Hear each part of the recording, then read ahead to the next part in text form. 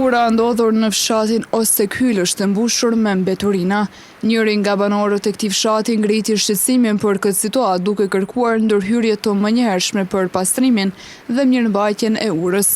Ai gjithashtu apeloi për më shumë kujdes nga qytetarët, duke theksuar rëndësinë e ruajtjes së pastërtisë dhe kujdesit ndaj infrastrukturës së përbashkët.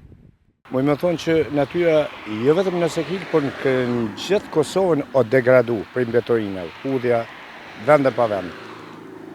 Kjo na kushton neve në jetë, muj me thonë në jetë. Peshim një edhe vetë, bregi rrugës i degradum me lloj mbeturinash, plastmas, shishe, gjitha. Atër populli tona nuk e ndërgjeshëm. Hima i tregoi edhe për aksionet të ndryshme që ka bërë bashkë me nxënësit për të mirëmbajtur fshatin, por që persona të pakujdesshëm vazhdojnë të hedhin mbeturina.